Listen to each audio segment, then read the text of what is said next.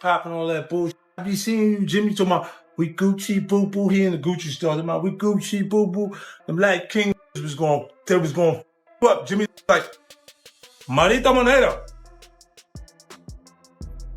Sounds like he want to do one with 50 Cent. That's what it sounds like. It sounds like Jim. Nah, I don't want to do nothing with that sucker. You heard? Leave him out of the conversation. Who is Jim Jones? Like, he's not on anyone's top 10 list. He's like, no one's top 10 list, maybe not even his family. When Jay did the remix, it was the biggest alley-oop he could do for me.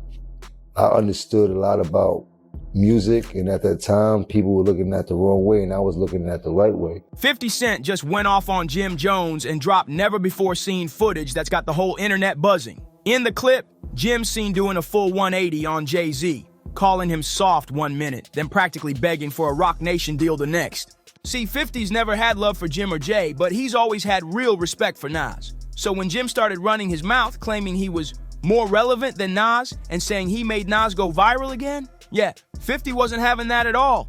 But this ain't just about Jim coming for Nas, it's about his whole track record of moving shady. If I told you I was in the Roc Nation office, how would you feel about that? Huh? You think I was lying? That's clear enough for you?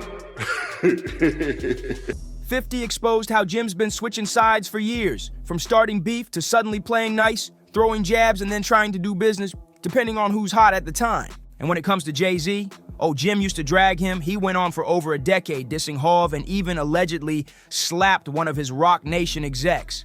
But the moment Jim needed a deal, he switched up real fast, calling Jay a hero and practically pleading to be let into the Roc circle.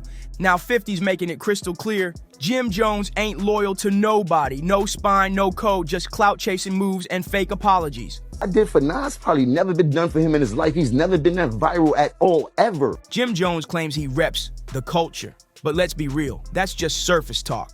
What's really happening is that his wild disrespect toward Nas blew up in his face. Because the moment he tried to come for Nas, folks like 50 Cent took it as the green light to drag up his messy past and expose everything. Let's break it down. Certain people shouldn't be able to say your names until they done something in the genre of music. I've done too much in this music to even have to answer that question. Like Jim Jones, who is Jim? Jim went from trashing Jay-Z to straight up bowing down, and now he's out here calling himself better than Nas. That's the kind of flip-flop energy that 50 can't stand, and he's not staying quiet about it. We all know 50 Cent doesn't bite his tongue, especially when it comes to calling out frauds in the game. And now he's calling Jim Jay-Z's lapdog after Jim tried to clown Nas. That shot lit up the internet and threw a massive spotlight on Jim's history of switching sides whenever it suits him. I want you to Nas, and I don't care what nobody say. I know I made a little boo-boo when we talk about the sales and all this type. I don't feel like getting into that rhetoric about where I started and where he started. You said that. But listen, Nas was nice when I was in high school. When I was in 10th grade, Nas came out. Nas was dope. We appreciated him. He had a little bit of run. But Nas always came up second to Jay and DMX and all these other people. But lyrically, I'm gonna keep it a stack with you. Yeah, y'all but look how you dress. Look how you dress. You don't even be in the same places I be in. I can be in the church house. You can't ever Nas lyrics. I don't know who told you that. Now look, y'all know you on that good stuff, but you're not seeing Nas. You're not seeing Nas, bro. Let's be real. You got a bunch of 40 and 50-year-olds in their panties because I said I'm better than Nas. It don't matter. Look at you. Hey, I will run circles around Nas rapping right. I will run circles around Nas rapping right now. Right now, I will run Saturn around Nas right now rapping. Everybody knows that. If you missed it, Jim really tried to say he's better than Nas and even went toe-to-toe with Shannon Sharpe over it, claiming he could run circles around Nas in the booth. So the moment Jim brought up Jay-Z's name, you already knew 50 Cent was gonna jump in and stir the pot. And trust, he didn't disappoint. 50 pulled out an old video of Jim Jones looking way too excited inside Roc Nation headquarters, smiling, cheesing, acting like he just won the lottery. But the real dagger was in the caption. 50 hit him with, "Someone asked me if I have more enemies than friends. I thought about it and said, yes, poor me, I'm suffering from success. LOL. That's not just shade, it's a straight up flex. Ever. He's never been talked about like this ever in his life. Now, has Nas you did the last time he was in some this when people were comparing when him and Jay was beating on him. Now, some might say 50's just being petty. But if you know the full story between Jim and Jay, that post hits different. Jim spent over 13 years going at Jay-Z with full force. Diss tracks, public disrespect, even allegedly getting into real street fights with Jay's crew.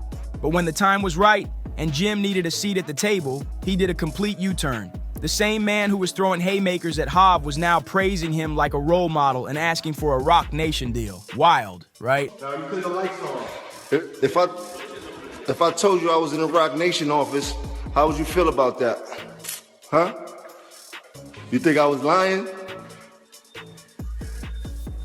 That's clear enough for you?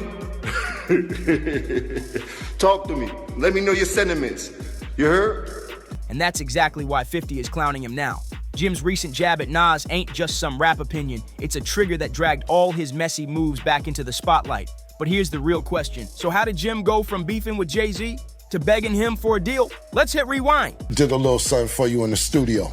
Then he had something to Old Boy. This is Old Boy's already #1? Yeah, it's popping. All right. Yeah, I listened to it and I was like, erase that. Back in 2002, Cameron and Jim Jones were brought into Rockefeller by Dame Dash. According to Jim, Cam was even promised a vice president role at the label. But here's the catch. Jay-Z never co-signed that publicly. When the source asked Cam about it, he said, "I don't even know if I'm a take on the role yet.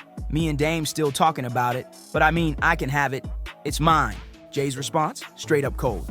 He told the source, "That's not taking effect as of yet. I think the talk is a little premature right now." Boom, tension right from the beginning. First of all, let's get right to it. There seems to be some drama. You and The Rock, Jay-Z, you try to diss. You did diss him. I just nobody. You dissed him. I just Michael Jordan. Oh man, we just there's no drama, man. No, we're gonna get to that. Shouts to Dave Dash, who started Rockefeller Records. If y'all don't know, he's responsible for Rockefeller getting off the floor that started in Harlem. You know what I'm talking about? Then came the next twist. Jay recorded a remix of Cam and Jules Santana's smash hit Oh Boy, and even used the verse to take a jab at Nas. But Cam and Jim weren't playing that game. They refused to release the remix. Cam even went as far as deleting Jay's verse completely, later saying he wasn't about to let Jay use their record to settle his beef. That moment kicked off a whole era of sneak disses. Jim and Cam felt straight up disrespected by Jay-Z, and they weren't about to stay quiet. You already know this that fifth. You on there, bro. All right, that's in this. See, middleman? I'm on there. Jones. Ha Capo. Burning the streets up. Y'all know what it is, man. Purple Haze coming out. My dude Cam album coming out. Joel Santana, he's slated for September. You know what they call me, Geronimo Pratt, Dipset, the new Black Panther. No problems. I promise you. From then on, Jim made it his mission to throw jabs at Jay in interviews, on radio, wherever he could. He painted Jay as the clean-cut corporate guy who lost touch with the streets. While Dipset, they were flashy, raw, and loud about it.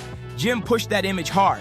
He wanted everyone to know that Dipset was the voice of the streets, bold, aggressive, and real, while Jay was off in his executive suit playing boardroom chess. He even claimed the streets had left Jay behind, and the wild part, Jay didn't even respond at first, but behind the scenes, everybody knew Rockefeller was tense. Yeah, I'm sitting clean with the bottle kitted. I hopped out, saggy jeans in my rock glisten. But I spent about 8 grand, mommy on stage, doing the rain dance. Fast forward to 2006, and Jim finally caught fire with We Fly High. That track blew up. Ballin' became more than a hit, it was a movement. And that's when Jay-Z decided to fire back. He jumped on the same beat and dropped Brooklyn High, but don't get it twisted, it wasn't a tribute. It was a surgical diss. Jay mocked Jim's lyrics, his flow, even his signature ballin' ad-libs. It was cold, calculated, and cut deep. Things got real ugly, and the beef spilled straight into the streets. Brooklyn get paper, don't big things. We check around, they all wall game. It's over for you lames. Give me back your chain. It's over for you dames. In 2008, Jim Jones was caught on security cam footage getting physical with someone inside a Louis Vuitton store.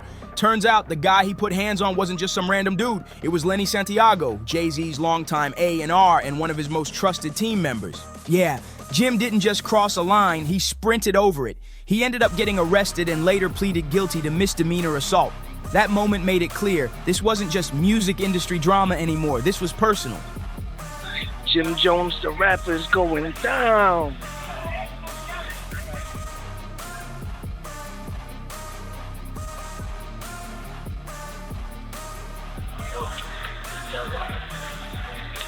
Jim Jones.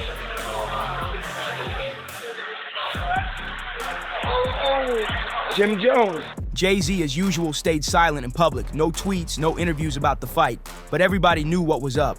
The tension was way past lyrical now. And then, just months later, Jay finally broke his silence, but he did it his way. In an extra-large interview where he took some surgical shots at Jim without even flinching. Talking about the state of rap, Jay brought up Jim's song Na Na Na Na Na and used it as an example of what was hurting the culture. He said, "I mean like Jim Jones, for example. And I don't mean this because we never see eye to eye.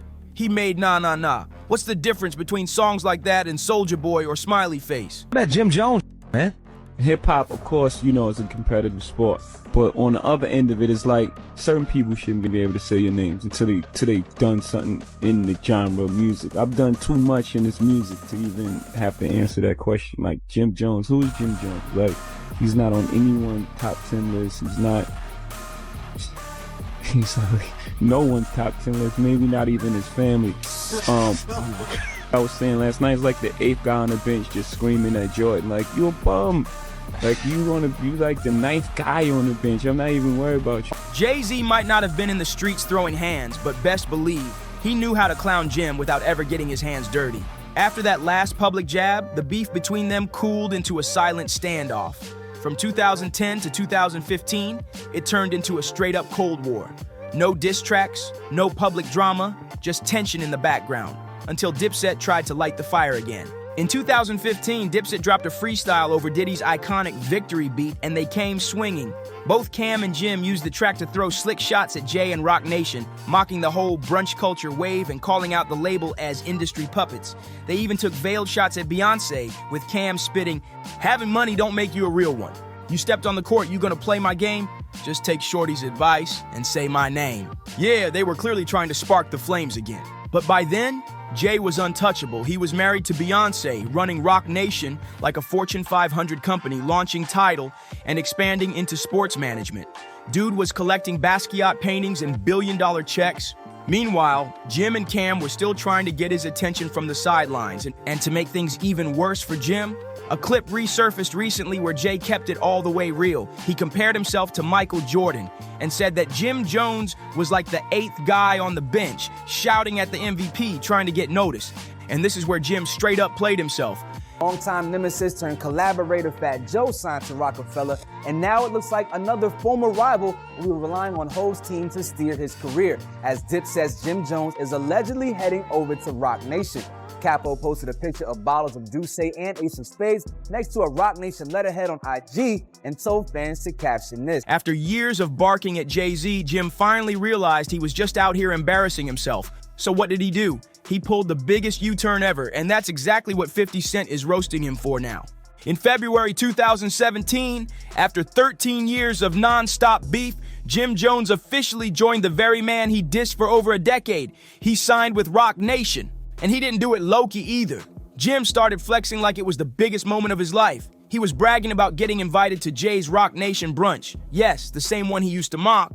Suddenly, he was all over interviews hyping Jay up like he was the greatest thing that ever happened to hip-hop. This is the same man who used to call Jay soft, say he betrayed the streets, and even put hands on one of Jay's close friends. Now, if anybody getting some checks, it should be us. Cocaine, we did that. It was you.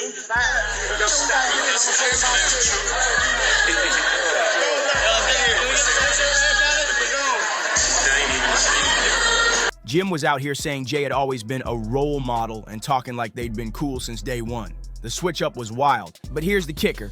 Jay didn't say a single word, no IG post, no shout out, no welcome to Roc Nation moment, nothing. The man didn't even blink. There's just one lonely photo of Jay and Jim together after the signing, and that's it. And even in that one photo of Jim and Jay together, Jay-Z looked like he'd rather be anywhere else. Jim might have finally gotten his seat at the table, but Jay made it crystal clear. They were never equals. Jim was just another name in a Roc Nation photo. No love, no warmth, just business. And the wildest part, Jim spent over a decade from 2002 to 2017 building his whole image around not being Jay-Z. He bragged about being the gritty street voice, while Jay was the buttoned-up exec. Dipset was supposed to be the anti-Roc Nation, raw, rebellious, and real. But when the money called, Jim folded. The same image he spent years pushing came crashing down the moment he needed that deal. Jay didn't have to clap back. He didn't need to diss Jim. He just waited. Waited until Jim bent the knee, and when he did, Jay signed the paperwork and kept it moving. No celebration, no cosign, just straight silence. And that's exactly what 50 Cent's been screaming about. Jim talked all that tough talk for years, only to come crawling back when it benefited him. Nobody would have even cared to bring all this back up if Jim hadn't disrespected Nas. But the second he tried to come for one of hip-hop's most respected legends, that's when 50 pulled the files. And now, Jim's fake loyalty, switch-ups, and shady history are all back in the spotlight, and the receipts, way too heavy to ignore. So here's the question, will Jim recover from this, or did he just write the final chapter in his own story? Make sure to like, subscribe, drop a comment on what you think, and share this with someone who remembers the Dipset versus Rock days. We'll catch you in the next one. This saga ain't over yet.